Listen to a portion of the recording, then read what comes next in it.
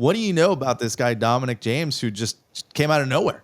Well, first off, the guy zooms, like he flies on the ice. And I think that that's an aspect that this team was looking for. And I think even in training camp, we saw him in the preseason, and obviously was a late addition to camp because he signed late, after signing as a free agent. And from his first game, his first shift, it was like, okay, this kid's got wheels. This kid is flying out here. We the Thunder, feel a roar. Tampa's team, we want more. From the rink to the crowd's loud sound, Coach Cooper's leading, we run this town. Welcome to We. Ho, ho, That's right, Thomas Schooley. It's the Halloween episode. I'm Shooter. Damn, I'm good. And we got Thomas Schooley in the house. Sometimes maybe good, sometimes maybe shit. Sometimes maybe good, sometimes maybe shit. And as I mentioned, we are here. Happy early Halloween. No costumes tonight, but we got some sound effects. This is We the Thunder. We are on the Coastal Sports Network, as always. If you've never tuned in before, we are some super fans talking about our favorite team. And from time to time, we get some pretty good guests on the show. So we're not going to waste any time. We're going to bring on a first timer onto the show. And he is the writer for the Tampa Bay Lightning. So you've probably read some of his articles already. You might not know what he looks like, though, but let's bring him on. With that creaky door, Benjamin Pierce, welcome to We the Thunder. Thank you very much. You said you might not know what he looks like, Halloween theme, and it doesn't get much scarier than the mug here. I was telling you, we got the face for radio going, so we'll scare your guests away right away. I appreciate that. There you go. I mean, that goes for all of us on this show. We It's were, a hockey we thing, were right? meant to be one of those podcasts that's audio only, but we like to share the fun with some of our folks here on the internet. So if you're out there, give us a shout in the chat. But a lot to talk about. We are on a 3-game winning streak, so I definitely want to talk about that. We've had some changes to the teams, changes to the roster in the last week or two. But first, let's kind of talk a little bit about you. You are only in season 2 here with the Lightning. Now, did you move to Tampa? What is your background before kind of jumping into this role? Yeah, so I moved to Tampa just in time last year, actually, for the Hurricanes, which obviously everybody told me, you moved to Tampa, the one thing you don't have to worry about is getting direct hit by a hurricane, because we've got this magical burial ground in the water in the bay. You're safe. And I grew up in Wisconsin. It's your fault. Yeah, exactly. Everybody tells me around the office everything was fine until this Ben Pierce guy shows up. But yeah, I grew up in Wisconsin working in newspapers. I grew up playing hockey, kind of had the typical growing up in a small town, Wisconsin. Played hockey every weekend, every day after school. Did a little bit of officiating when I was younger, went on to coach hockey when I was done, and got a degree in journalism, was covering sports, everything from city government to junior hockey and everything in between. So a little bit of college sports in there as well, but it's the NHL was always the dream for me, and it's something that I've always continued to chase, and it's just Tampa Bay in a way is kind of a little bit full circle for me. I grew up in Wisconsin, like I said, so we don't have an NHL team. Growing up, it's a crazy side-winding story, but my favorite team was actually the Edmonton Oilers, pre-Connor McDavid, I should say. So I'm not one of those guys. I wasn't one of those guys growing up. But my first NHL game in person was here in Tampa Bay. Our family actually came to Florida on a family vacation in the middle of January when it's obviously freezing cold in Wisconsin. You're looking to get away somewhere warm. But my brother and I both played hockey, both love the sport. And we came down to Tampa, caught a game here at Amalie, and we loved it. I still, somewhere at my parents' house, we still have the free T-shirt they gave out that night, and ever since that night, my first ever favorite player was Marty St. Louis. So it took a long time, but it's a little bit of a whirlwind, a little bit of a full circle thing for me. But I couldn't be happier to be here in Tampa Bay, and just so pumped to be here. Although I'm pumped, knock on wood, that hopefully this year I didn't bring any crazy hurricanes with me. So down one season down, and it's just pumped to be here. Just really happy to be part of the Lightning family. And there you go, Michelle Blevins in the chat. Didn't ever know what you sound like until now. Now you should be able to recognize his voice because he's in there, interviewing players, asking Coop questions. And now you can recognize that voice when you're listening. Not only that, he's also now in the intermission report with E, with Chief. Then it's Ben, and it's also what's his name? Greg Linnelli, also in the booth. Because I get to listen to it a lot, and also they do some other pregame and stuff. And I had to ask E the one time where you guys all four are at, and that there's no way you guys are in that little tiny radio booth, because I've got to be in there as a fan, as a season ticket member. Sometimes you get to go in there for a period and watch them call the game. And sure enough, E's like, "Yep, we're in that little little radio booth. The four of us are in there." We squeeze in there, and Phil Esposito makes sure every time he goes by us, he makes a face or tries to get us to laugh or say something stupid. So he loves that we're all tight in there, so he can try to make us mess up. It's a tight little fit there, but we love it. It's the panel. We kind of switched it up this year. Last year it was E and Chief, and then I went after them. But the three of us have been tossing it back and forth a little bit this year, and it's been really good. So certainly. I make the joke all the time that they let the young guy into some of their secrets after being around for a while, but we're having a lot of fun with it so far. That's I was gonna say that this year it seems like your role on the radio part has increased, and you were just saying that there, and and it seems like you guys really gel off of each other. We got the chance last season to do some of the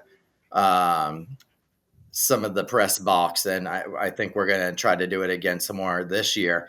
And last year being your first season, everything we were getting told was, you guys got to meet Ben. He's a really nice guy. He's really cool. And this was from, like Jay and Eric and all them.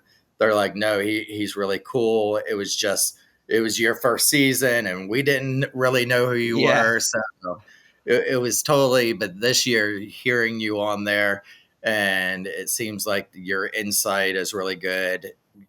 I tried doing some research on you, but basically you said the only research I can find about you on the internet, except for coaching. It says you like coaching. Is that something you want to do here in the Tampa Bay area? Like, do you have free time? Well, okay. See, and that's what I thought when I first moved down here, was that it'd be fun to coach, and help. It's something that growing up, my youth hockey coaches were always had a really big impact on me. And my dad actually growing up worked in blacktop construction. He paved roads his entire life. So in Wisconsin, obviously in the winter, January, there are no roads because they're covered in snow. So he actually wouldn't work all winter. Because he was working 80, 90 hours a week during the summer to make sure all the roads were done by the time the snow and the freezing came. So he actually, when I wanted to get into hockey, he'd never skated, never played hockey. He learned how to skate, and some days even would be out there in boots without skates on so that I could learn how to skate and play hockey. So like the love of hockey and coaching, at its very beginning, it was a family thing for me. And my dad would be the first one to tell you that I wasn't probably super grateful in the moment of my dad telling me to skate faster, pump my, make sure I'm moving my legs with my hands, and I'm, make sure I got two hands on my stick, and I'm not, make sure I'm not staring at the puck the whole time. Over the years, I've learned to appreciate that advice a lot more than I did when I was 10 years old. But it really is something that I found a lot of joy doing growing up, especially during the COVID years. I was working as a newspaper reporter covering sports, and it's tough when you're watching sports and there's not fans and you're the only person in some of those buildings, right? You're sitting in a hockey rink. It's you, it's the broadcaster, and then it's the coaches and the teams. And for a lot of those teams, especially in the junior leagues, it was kind of that question of like, are these teams going to survive? Like, are they going to make it through this pandemic without fans, without being able to have some of these revenues? And the kids were having a really hard time with it because they couldn't play youth hockey. And so getting involved with coaching, and eventually when they let the kids back out there, it was a blast. Like, you could tell how much it meant to those kids. And granted, none of them are going to go on to play Division I professional hockey, but I really loved hockey growing up. It was something that I had a lot of passion for, and just trying to share that with other people and helping other people is something that I take a lot of pride in. So we'll see here in Tampa. Let's just say that from about September through April, my calendar is pretty booked up. But I've done a little bit of stuff with Lightning Community Hockey. So when I have an off day, I'll go check that out. And it's a blast being out there with the kids, especially the ones learning how to play. You can tell they just love being out there, and I love it. So hopefully doing some more of that this year. But I would say a full-time coaching gig is probably a little tough with given my current schedule. Yeah, it's so much fun. And yeah, pencil me in. If you do find time, assistant coach shooter. I think. All right. Okay. I'm thinking ahead. I told you I play hockey and I've been playing for a while. And, you know, when I started playing, I was like the younger guy in the beer league. And now I'm kind of the older guy in the beer league. I think that's the next stage in my hockey career is possibly coaching. But you are a true reporter, a true writer. And I would urge people, I know people don't like to read these days, but I would definitely urge them to go look at some of your work. Even just recently, you know, you had the article about some of the new guys, Dassus. We saw him score his first NHL goal last night. What a goal. Snipe. Yes, that is an awesome first NHL goal. And man, this guy is an offensive defenseman, something that we've kind of been missing. And, you know, that's not a slight towards Victor Hedman. We just expect Victor Hedman to score so many points, right? But this guy has played a lot of hockey. You wrote about like he's been all over in leagues in Europe and Canada. And I'm kind of wondering, like, for some players, maybe that accelerates his progression. They say it takes so many games in the NHL just to, you know, get your feet under you as a defenseman. And I guess we'll find out this season if maybe all his experience and all the different leagues he's played in is going to help his progression. And man, the Lightning could really use a guy like that to stick in the lineup. So what are your kind of early thoughts on Dassus really becoming a quick fan favorite here with that snipe and some of his offensive prowess? Well, it's crazy. Like he gets his first NHL goal, and then just the way the scoreline ends up, it ends up being the game winner to boot, right? Like you can't draw it up better than that, especially for a defenseman. So it was a great night for him. And even just seeing like the post-game press conference, there is not a chance that smile was gone by the time that plane landed back here in Tampa. Like you can tell he's here, and as motivated as he is, he's so happy to be here that you're going to have to claw this opportunity away from this guy. And he said, like, even when he got here this summer at camp, like, I want to show that I can play at the NHL level. And I talked to Ryan McDonough last week and asked him, like, when you look at a guy like Dastus, who know he hasn't played an NHL game, is it different than when you look at, say, a 20-year-old kid coming in for his first training camp who hasn't played an NHL game? Like, can you tell? And Max said immediately, like, oh yeah. Like you watch the way that he goes back, even on the breakout, corralling pucks. You watch the way that he reads the play. You can tell this guy's a professional hockey player. Now, albeit the jump from some of these European leagues on bigger ice, that's a big transition sometimes. You just have less time and space. But the fact that he has the offense to go with it, like last night, and you can say what you will about plus minus being a flawed stat, Dastus led the Tampa Bay Lightning with a +3, and he's got the game-winning goal, and he's playing decent minutes. And again, all of a sudden, without Max Crozier, Dastus steps in and is probably playing more minutes than I think anybody anticipated, even when he was first recalled, because Darren Radish had a baby. Congrats to Darren Radish. Like, this guy went from, we'll see if he gets into, hey, man, we're going to need you to play some pretty significant minutes here. And by the end of last night, he's playing second power play minutes and scoring the game-winning goal. Like the competition this year between the forwards and the defense is way, way, way deeper, I think, at the start of the season than last year. And I don't think it's even close. When you look at this roster construction compared to where it was last year in October, we had guys kind of coming in and out of the lineup. But there are a couple of guys I think even now in Syracuse that you could call up today that could play in your NHL lineup that we haven't even seen yet. You know, looking at guys like Jacob Pelletier up front and obviously Declan Carlisle, right?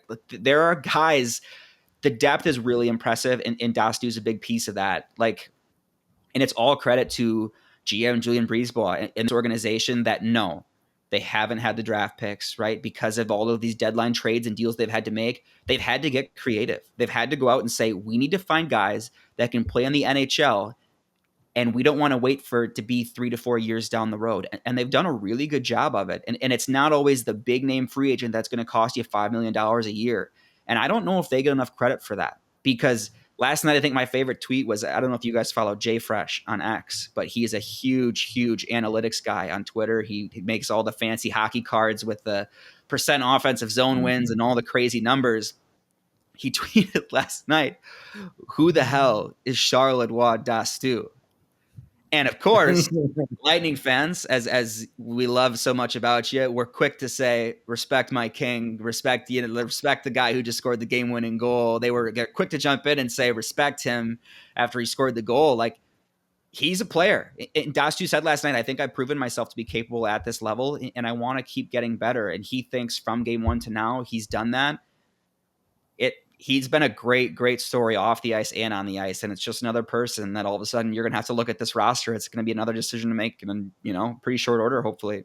Yeah. I was listening to the pre-show on my way to the Ducks game, and it was when he had gotten called up, and you specifically were mentioning him a lot. You and E were bouncing back and forth about him.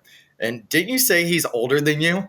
I do have so I have him beat by a couple of years, but I said I called him older, and I looked at E and I said, am I allowed to say that at 29? Because every time I say I say I'm old, the Chief and Eric obviously give me a hard time, like, give me a break.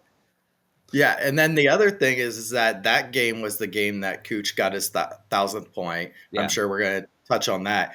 But if you rewatch that play, it was Dastu who set up that play that ended up getting him. He's the one that stopped the puck, passed the puck, and ended up getting the score and getting the 1,000, although he didn't get an assist or anything in it. But think of just being able to say, you were on the ice, you were on the line, you were skating, you touched that puck before Nikita Kucherov, who's sure to be a Hall of Famer one day, got his 1,000th point. Yeah. And now here, 2 games later, he ends up getting his first NHL goal and the game winner. Like, it's just been a whirlwind for him in these 3 games. Well, it's insane. Like, I went back to the story that I wrote at the start of the week when he first got recalled, and I'm looking at him like, this can't be right. It's 4 days ago, and he's talking about hoping to make his NHL debut and how much of a dream it would be to make his debut. 4 games later, he's got a game winner under his belt, and he's on the ice for one of the biggest moments for a player in franchise history in the regular season. And it's just like, and he said as much post game. He's like, it's this last week has been absolutely insane. And it's everything you dream of as a player. And, this is a guy who was undrafted. He had 27 career AHL games coming into this season. And he went to 2 different leagues in Europe the last 2 years, was named the defenseman of the year in both of those. And that's what it took to earn an NHL contract. Like, he could have easily said, I'm just going to enjoy the life living in Europe, because, how many guys say, you know what, I'm going to go play college hockey. I'm going to spend 5-10 years living in Europe, being a pro hockey player, love the scenery and everything in Europe and call it good. Like, tons of them. And he said, no, I'm going to find my way to the NHL. So credit to him, because he's been great. And up and down this lineup, there's so many of those stories. And you look at another guy like Dominic James. That was the other thing, is someone who crazy was the talk of everybody and everything. And Coop made, basically said after the one game that he was the best player on the ice. And you had all this talk. You get Chaffee sent down because they want to look more at James. And, a lot of people are saying James deserves that spot over Chaffee. And all of a sudden, there's no more talk about James because here we are with Destu, and then you're going to have, 2 more weeks, and then the talk's going to be about Nick Paul coming back. And once Nick Paul comes back, then they're going to have that log jam, and it's going to be a whole bunch of, and you of all people know that you can't please all Lightning fans. And depending on how this team goes, depends on how your news feed goes. And there's going to be people that are not going to like the decisions the Lightning make when Paul comes back of who they're going to have to send down, who they're going to end up benching. And, there's still those people that are really mad that Lilleberg's still on the team. And, then you get these 3-game winning streak, and all of a sudden all those things are gone. But the next time that there's some kind of meltdown, some kind of loss on a game, that here comes all this stuff up again. Yeah. And not to mention, Thomas, Geeky goes down this weekend too, which, he's kind of a fan favorite, wasn't getting a ton of ice time. But you're never going to please these Lightning fans unless you keep winning games. That's the one way to that was for Gergenson's coming back, and look what Gergenson has done since he's came back. I mean, it's just this season and this storyline for this season. Like, you couldn't write it any different from a team that we are so used to winning to all these losses to, it's still early in the season. We had a little bit of talk beforehand, and we were talking about how crazy, loss, worst start in the history of them.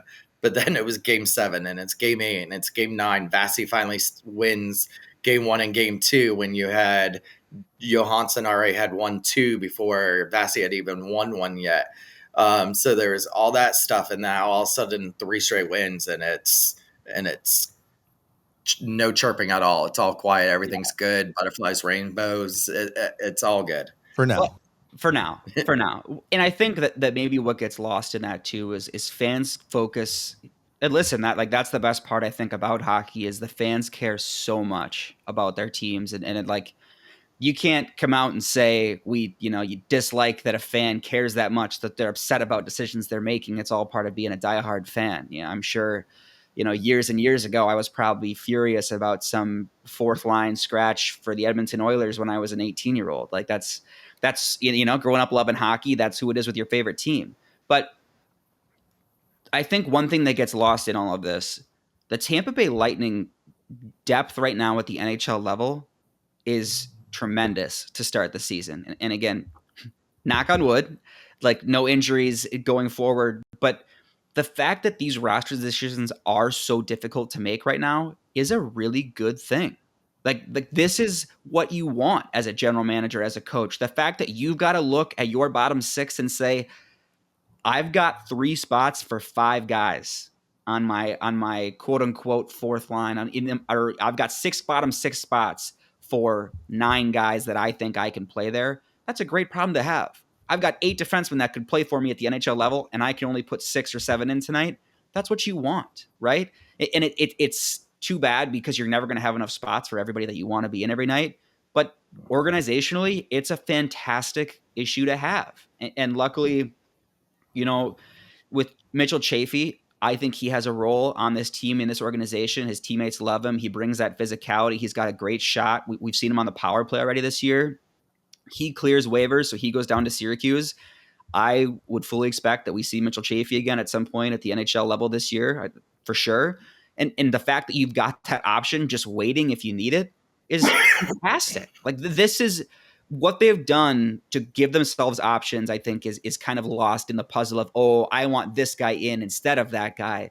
The fact that they're making these decisions so hard is a credit to the players and a credit to the hockey ops staff, because they've made these decisions so difficult.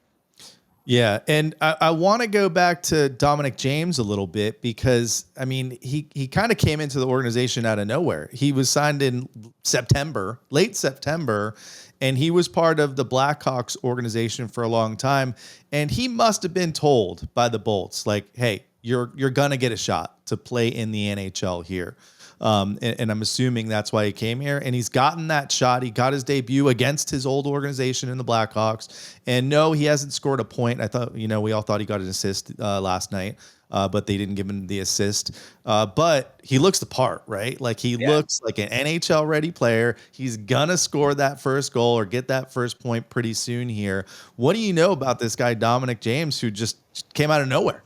What first off, the guy zooms, like he flies on the ice, and I think that that's an aspect that this team was looking for. And I think even in training camp, we saw him in the preseason, and obviously was a late addition to camp because he signed late. After signing as a free agent, and from his first game, his first shift, it was like, okay, this kid's got wheels. This kid is flying out here. And I think something that's so hard to remember is that jump to the NHL. Skating's a big, big piece of it. Because if you can't keep up, if your edge work isn't good enough, the rest of your game doesn't matter all that much. Because if you can't keep up, you can't make your plays. And he's got that part down pat. And like, listen, he's really turned some heads. And, he had that 2-on-1 with Kuch the other night against, I believe it was Vegas, and he hits the post. Forgive me, I don't remember if it was Vegas or Anaheim, but like It was Vegas. Like he keeps getting these opportunities where it's like it's only a matter of time. And for a kid to come in and do that in his first 3-4 NHL games it says a lot. And I think the other thing too is this is a guy last night we saw him playing with Kuch and Point, and we saw him with Hags and Cirelli for a little bit. We've seen him in the bottom six. Like you need those kind of guys that can play up and down your lineup, and he does that. And now he's on an entry-level contract. And he said when he signed with the Lightning, a big part for picking the Lightning was I saw an opportunity. He said he had multiple offers from different teams. And he told us that when he signed. And he said, I picked Tampa Bay because I didn't necessarily know it was going to be this quickly. I didn't know that it was going to be this season or, 6 games into the year. But I knew that eventually if I played the way I'm capable of, that there was going to be an opportunity for me to get NHL minutes. And he's done it. And that's the thing is it's earned NHL minutes. I wasn't looking for a spot that was going to just hand me a spot right off the hop. He wanted a spot where if he played well enough, he could earn NHL minutes. And he's done nothing but that since he got here. Yeah. But that's confidence too, right? And that's something you want in somebody, because what player looks at this Tampa Bay Lightning lineup and says, I'm going to earn a spot in that lineup because I can earn a spot being there with Kucherov, being there with Hagel, with Braden Point, down the line. If I Shooter came to us and said, hey, I think I'm good enough. I'm going to sign with the Tampa Bay Lightning because I know I can make that lineup. I'd say you're out your ever-loving mind. You better start with the Solar Bears. So, See, Thomas, that's why we have this sound effect for you now. Let me go back to it. Sometimes maybe good, sometimes maybe shit. No, the thing I love about Dominic James, so far everything, right? But also he was bullying Mitch Marner. Yeah. Vegas. I was like, A little reverse hit almost, yeah. This guy can stay. So, I mean, again, credit to the Bolts for finding these guys because, as we mentioned, the last couple of years, we haven't felt that comfortable with the depth of the team. If there's an injury, they've kind of plugged guys in and given them a shot, and no one's really kind of stuck from that Syracuse team. But now I feel like we've got some guys that at any time we can pull up that when we need to because, injuries are inevitable, right, in the NHL. So it's nice to have these guys that we can kind of rely on. And of course, it's real. They've only played a less than a handful of games, right? So yeah, it's early. Consistency. It's not easy to be an NHL defenseman for DeSuze, but man, you can ask for a better start. And these guys have been a big part of this team turning it around the last 3 games. So. My question to you before we've got a game for you here before we let you go, but is it safe to say the Bolts are back to their normal winning ways yet, or is it a little early? Now we've got the Dallas Stars tomorrow. By the way, Halloween game. If you've never been to a Halloween game at Benchmark International Arena, this will be your first time for everyone, I guess, at Benchmark. But the team does an awesome job every year. It's one of our favorite games to go to with just the theming that they do. Thunderbug's going to have his costume on. The screens are going to look awesome. So if you can go to the game tomorrow, go to the game. It's also Kuch's 1,000 point ceremony Get there. So you need to make sure you get there early. I think they're going to open the doors all the same time tomorrow. They haven't officially announced it, but I think they're going to do an hour and a half in advance. And Kuch's 1,000-point ceremony on the ice before puck drop tomorrow. Can't miss that. But so Stars coming into town tomorrow. Tough game. And then on the road, the Mammoth have been awesome. They lost to Edmonton last night. First time they lost since they introduced their mascot. They were 7-0 or now 7-1, I think, with the mascot or something like that. So they're good. I saw they're trying to ban Tusky now. 0-1 with the mascot. They want him gone. and then we've got the Avalanche in Colorado. You've got the Vegas Golden Knights in Vegas before they come back to town. Do we need to hold the brakes and see what happens on the next 4 games to really evaluate this team? Or, do we really have to wait till Thanksgiving to get the big picture of how good this team is? Well, Thanksgiving's always the big circled one, right? Like you always say the playoff picture at American Thanksgiving is you always hear on 32 Thoughts and everything else is always mathematically pretty close to what you're going to see at the end of the year. However, if you look at the Lightning's last 3 games and compare them to the 7 games before that, it's a pretty night and day difference, I think, as far as shots on goal, making sure those shots are getting to the net and they're out shooting their opponent now. I think they're restricting a lot more of those rush chances that we were seeing at the start of the year. And John Cooper said at the start of the year too, like we're kind of at the point in the year where we're just kind of starting to weed out those bad habits, and it's going to take time, but every game we're just trying to cut out one more bad habit. And I think we are seeing that. I think they're getting better now with every game. And I really liked that game against Vegas. Vegas is a very, very good team, and they looked really good in that game. So, but again, Vegas is missing a couple of their top players, and so this road trip coming up is going to be a very good test. You're going up against a Utah team that's off to a hot start with a bunch of young players. I mean, Logan Cooley just got the bag today, right? He signs that major deal with Utah. And Vegas, you're going to get that rematch. Colorado's always a tough test with McCarr and McKinnon. And you mix in this game here with Dallas at home, this is going to be a good test. And I think that the Lightning are happy with the way their game is going, but I wouldn't say they're satisfied. They know there's still steps to take. And Brandon Hagel said as much last week. Everybody was in full panic mode when we got off to that slow start. But we believe in this room we're a good team. And he did say, too, with that said, we've still got room to grow. And I think everybody in the room understands just that. And we had talked about on this show, once these players, these stars start scoring, that, we've seen this over the years when they go in scoring droughts. Usually it's not like the whole team like it was to start this season. But, when you had Stamkos, when you had a Kucherov, when you had Hagel, all them in these scoring droughts, they tend to get into their own head. And then you see them once they break out of that scoring drought, that it sparks them. Well, you saw Hagel finally, who couldn't even get one in that net, is finally seems like he's starting to get comfortable. You see Cirelli getting in there. Kucherov's really getting in there. These guys that were missing the net and they were trying so hard because they were just looking to get that goal. So I think that's where this turnaround is going to be, because now you got some confidence in these guys that once you see them start scoring, they start getting their legs underneath them and they start going. And I think you're going to see that a lot this next trip here. Yeah, for sure. Hagel especially, I mean, he was leading the NHL in post hit. He just couldn't get that bounce. It wasn't even that he was playing poorly. He was getting chances and they just weren't going in. Brandon Hagel has 6 points in his last 3 games. 3 games ago, he had 1 point through 7, and all of a sudden he's got 7 through 10. So Hags, it looks like, is starting to get some of that confidence back, and we saw what that guy can do when he's at his best last year. And Anthony Cirelli's already got 5 goals coming off a career year. So if those two can get some energy going here and provide that extra spark and some more scoring, look out. It's just another scare for the rest of the NHL. Yeah, and Braden Point really hasn't been himself either as far as goal scoring yet. So, I mean, we're starting to see the everything kind of tip in the Lightning's direction.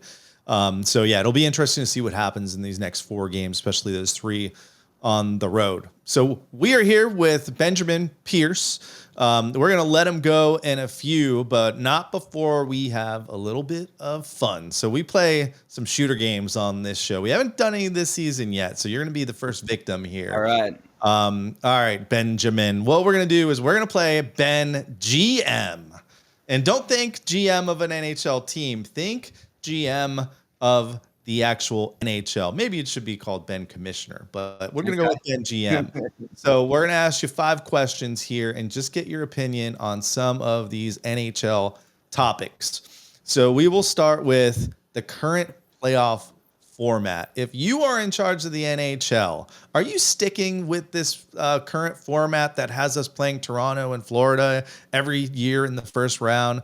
Or are you going back to 1 through 9? Or do you have any other brilliant ideas you want to throw out there to the NHL? Gary listens, so.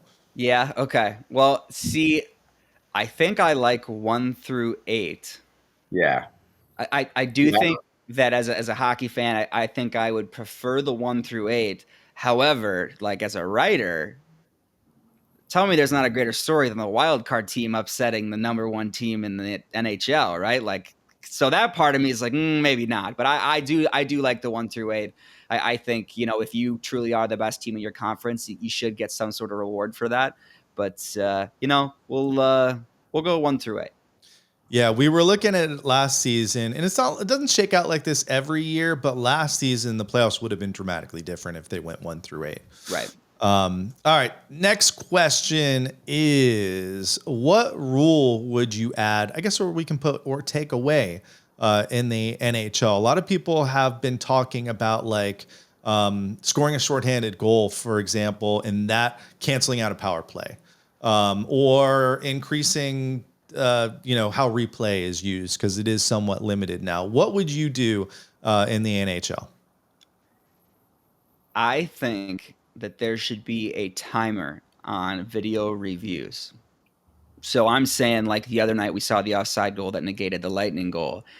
If we are slightly offside and then the team manages to control the puck in the offensive zone for the next 3.5 minutes and scores a goal because you can't clear the puck, I think that there should be some sort of cap over an offside play that was that close that happened 4 minutes ago. I don't know what that line would be, but I would like to see some sort of a, hey, let's make sure there's a time cap on this so that this team can't just, eat 4 minutes of a game, score a goal, and then be like, haha, just kidding. We knew that was offside the whole time. Because that's, I don't know. I'd like to see as far as speeding up the game and everything like that, I think that would help. But I just think too, like if you want to increase the offense, what better way than keeping goals on the board?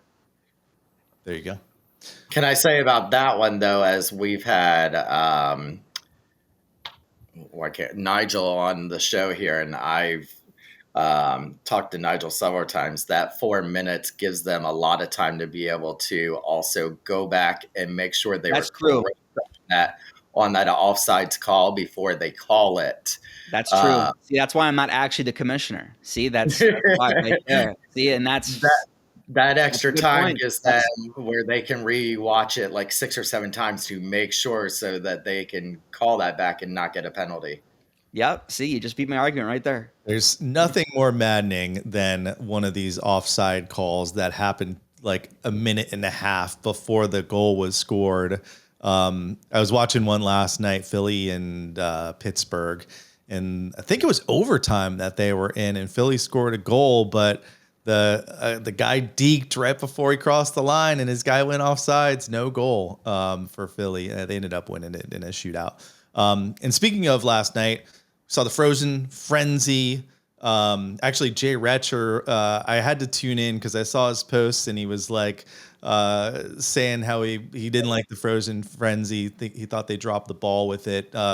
Tuesday night in October, not a lot of promotion for it was kind of the reason. So I wanted to see what he said about it. But you have the Frozen Frenzy. They've got outdoor games.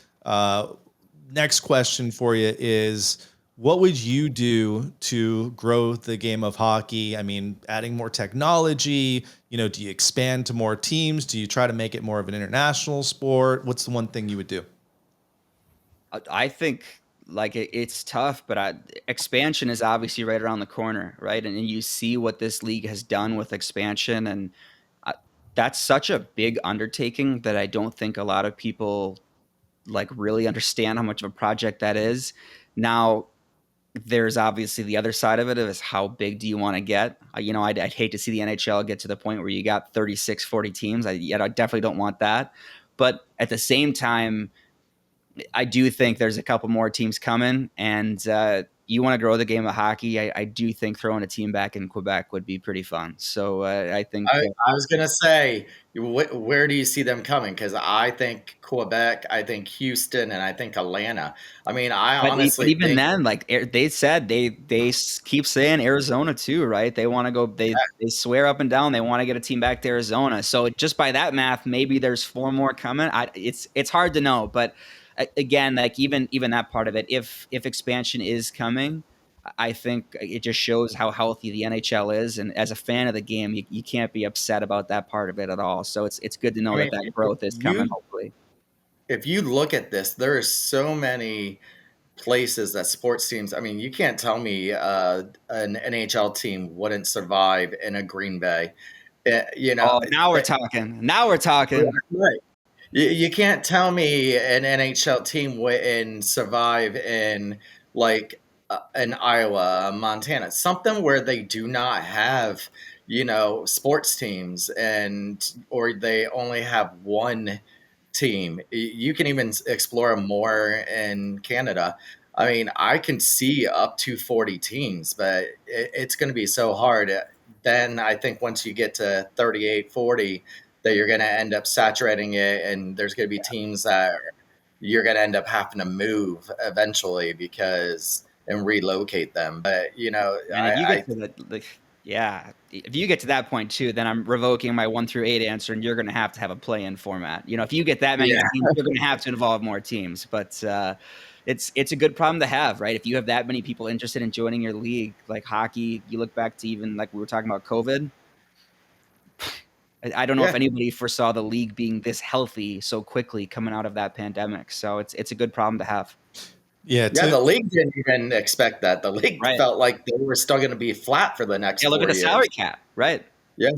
to me, growing hockey is, about turning the sport on to new fans, right? And it's just, and I don't know how you do it, but like get people to games that haven't been to one. I got to give Thomas and I guess myself credit for this, because when we talk to somebody that hasn't been to a game, like we give them tickets. We have them pull up their schedule. Thomas, you've done it way more than I have because you've had tickets longer, but like getting them to a game and experiencing in person. It's tough to say like, hey, it's Tuesday night, go turn on the NHL, every team's playing.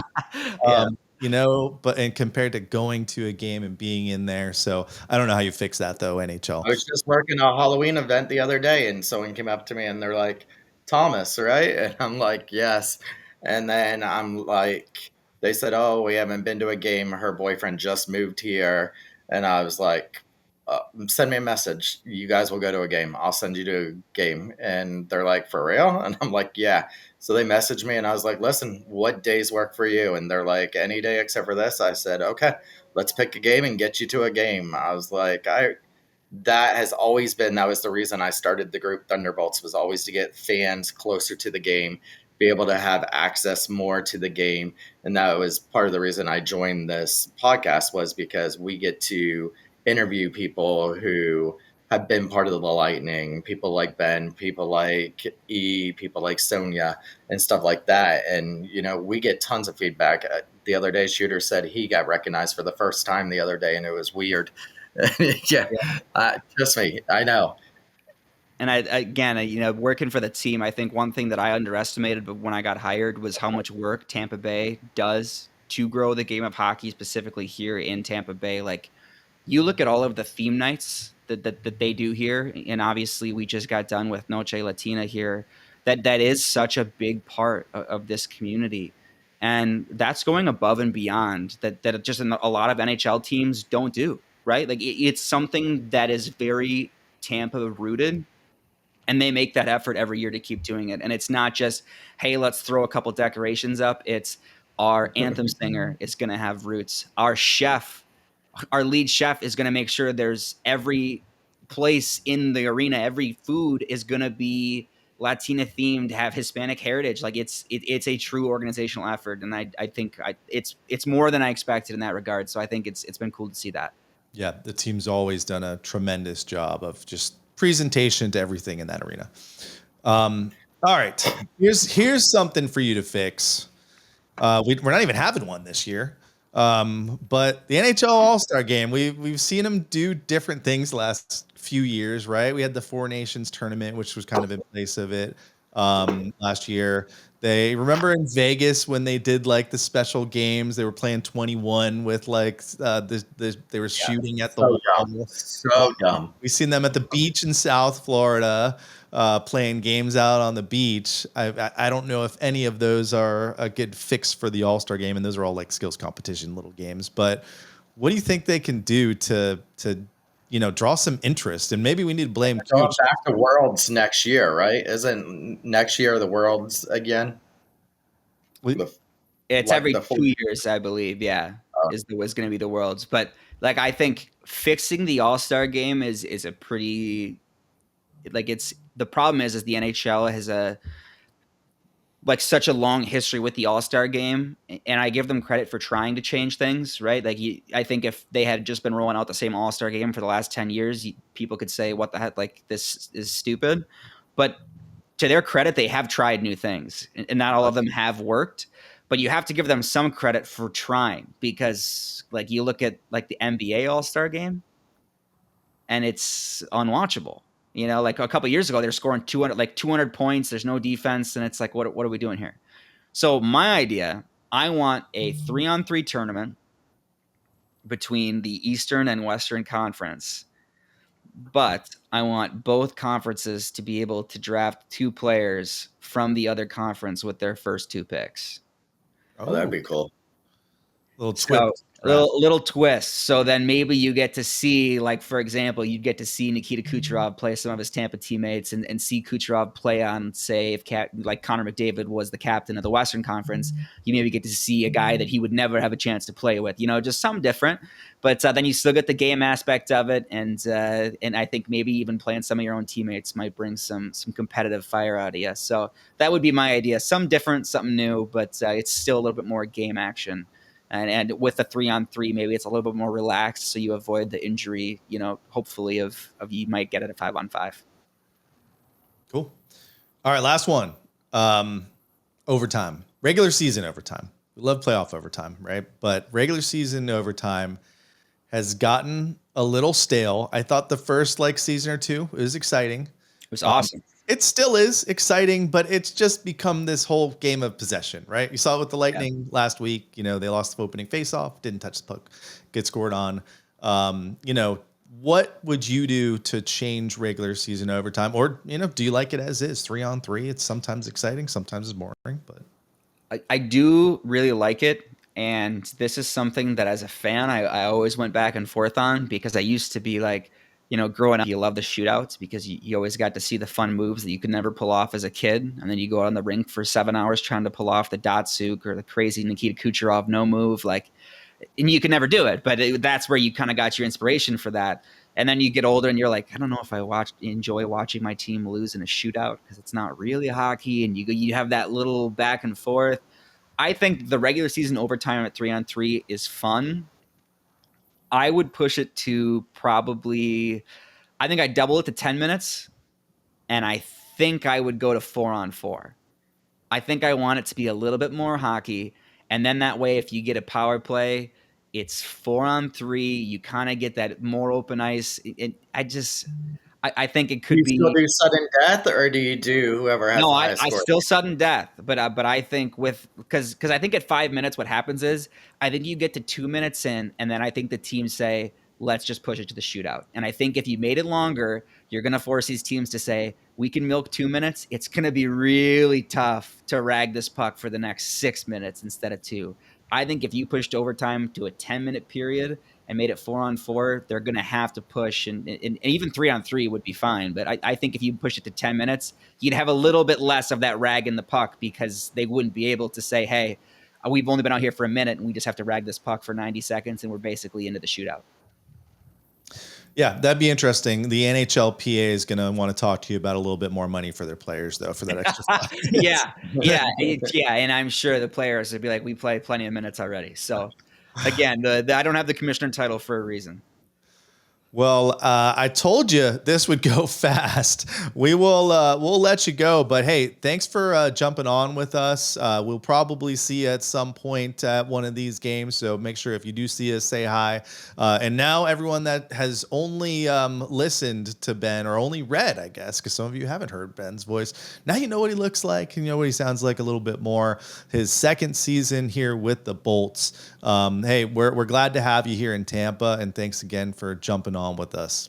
Hey, absolutely. Thanks, guys. I appreciate it. And with Thursday being Kuch's celebration, there is a story right now if you want to go read it. I saw there was one comment about she loves reading more than watching, and it was fun. I went back and talked to the triplets line. So I talked to Tyler Johnson and Andre Palat. We talked to Adam Oates, Kuch's skating coach, and all sorts of good stuff in there from Gensel points. And it's a long one, but it's a fun read. So Thursday should be a fun night. I think everybody's looking forward to it. So I appreciate you guys taking a couple of minutes, and hopefully we see that win streak push to 4 tomorrow night. All right. Well, thanks again, man. And we will see you around the bench. Sounds good. Thanks, guys. Thank you. Right. That was Ben Pierce. Let's give him what do we got here? Halloween. Thomas, I know you just love this song. All right. So I've been listening to that pregame show and during the intermission show, and between him, Chief, E, and Greg Linnelli, like, it's a lot of insight into things. So if you guys are ever riding on your way to the game, tune into the Bone 102.5. You'll hear the pregame, and it's basically them four breaking down the games and what they're talking about. And I mean, literally, they were talking about James and Dustu, and here these two come out and become like Tampa Bay Lightning household names. Like, I'm waiting tomorrow to see a Dustu, although I won't be there tomorrow, a Dustu jersey already there at the stadium tomorrow. But it is weird seeing number 51, because I'm like, it's got to be Filppula. So you know, in 14 or no 17. 17, yeah, Killorn. He was playing against Killorn the other night, but you have James, who's got 51, who was Valtteri Filppula all those years. So it's weird seeing these people redo these jerseys of players that, you know, you remember for the Lightning that don't get retired. You know, you'll never see a number 91 again. You'll never see 4 and 26. You'll never see 86, 88, 77. You'll never see any of them again. But 17, I mean, Killorn, that was a fan favorite here. And then to play against Killorn in his first game, it was kind of like, ooh. Yeah, weird, really strange. Speaking of old players, let's talk about 91. Played against him last night. Did he get a point? I don't think he did much last night. He was very unnoticeable last night. And there's been a lot of rumors about how Nashville is not very happy with him. And by the way, there's so much garbage articles on the internet these days. And that's where this topic's coming from, by the way. Do you see a world where Stamkos comes back to the Lightning this year, or at any point where JBB's still here? They would have to definitely like talk out some differences. I mean, it's been widely put out there that there was some kind of rift between those two. So definitely, Serena brought up the Stamkos trade, that he's being traded. He's got a no move clause, so he ain't going. There's nowhere Stamkos is going. That he doesn't want to go, and he doesn't want to go that far away from Tampa. So house here? Yes. So he isn't going to go too far away from Tampa. I don't see him going to the only thing I could think of is that he goes to a Stanley Cup caliber team just for one season. That's it for the rest of the season. How upset are you going to be when he's playing for the Toronto Maple Leafs by the end of the season? Oh, I don't see that. I mean, for him to come back here, as you mentioned, yeah, I mean, I don't know if those two are willing to play ball together, but you're also talking about asking, you got to give up a decent amount for a guy that's only going to play a couple more years because you're going to ask Nashville to eat that salary. And that's a big ask, right? He got a really generous contract from them, and we just can't pay him that much. So everyone who's out there hoping this is going to happen at some point this season or before the trade deadline, I reset your expectations. Will he be back in a Lightning uniform to retire? 100%. Yes. That might be, 3 years down the And line. listen, I plan on going to Nashville on March 21st to watch them play against the Golden Knights. So I think there's a group of us going there. So he can't be traded. Sorry. He's got to stay. Or you'll just become a Forsberg fan. That's right. Marchesol or something. Yeah, Marchie's out there too. That they had a crazy stat during the game with Marchesol on like his career, how the first like 150 games he had like 6 points or something like that. And then the next 150 games he had like 150 points or something crazy like that. That was an amazing stat. Talk about guys that like, slow developers like DeSuze or guys that just don't get their chance. It's another guy that's made the most. That's why I'm really like feeling good about Perbix. Yeah, Beverly said we'll go see Perbix. That's who I'm going to Nashville for. Is Perbix. That's funny. All right, so that's Stamkos, and then the only other thing I really wanted to talk about tonight. Well, I should have asked Ben about Nick Paul. I think the pictures that I saw, which I didn't know if were current, still in a red jersey in practice, which means it's non-contact. So still might be a couple weeks away. They always had said November, I thought, or was it December? No, it was November. I think E said 2 to 3 weeks away. So hopefully we'll see Nick Paul soon. I mean, I feel like Nick Paul brings a big boost to the middle of our lineup, which, by the way, our third line's playing awesome right now, which is what we need. And then the milestones, right? We talked about Kuch. Kuch hit his 1,000. We got the celebration tomorrow, so make sure you're there early. Doesn't happen often, but we are lucky. Hedman's on 1,000 watch. He's still got probably a couple years till he gets there because Heddy just hit 800 career points. Yeah, I don't know if he'll end up hitting it. Yeah, he's got a long way to go to hit that. But, with some longevities, if he's able to keep playing, I think he'll get there. And then Hagel and Cirelli both hit 300 career points. So a lot of milestones for these guys. Any thoughts on those? I think it's huge for Hagel and Cirelli, who, never would have thought they would be, especially Hagel, getting up there. Hagel had those good years in Chicago and then on a good line, and then comes here and is bumped down to number 2 line, number 3 line, and then plays his way all the way up to the first line or the second line. And so, I think it's good. I talked about it, that these guys are now finally starting to score and they're starting to get these milestones. And one of the stats they said the other day with Kuch getting his 1,000th point is you're always thinking about that your next one's your 1,000th, your next one's your 300th, your next one's your 800. You got them out of the way now. Now you're not trying to shoot for a milestone. Now it's just shooting to score now. So they've got those things off their back. They've got those milestones that they made. Now they're just going to go out and shoot and not worry about those kind of milestones. I think there's still a couple more that can be made. I was trying to look them up real quick. We'll post them before tomorrow's game. What else? 300 points for those guys. You just reminded me. I mean, if Dominic James pans out to be a true NHL player for us, how mad are Blackhawks fans going to be with Hagel and potentially James as, these budding kind of superstars in the NHL? That would be awesome. What about the frozen failure, or as Jay Retcher called it earlier? Were you able to tune in? This is actually the first time, because they started doing this last year. They did it 2 or 3 times. Every team plays. They've got the whole triple header or double header going on ESPN and whatnot.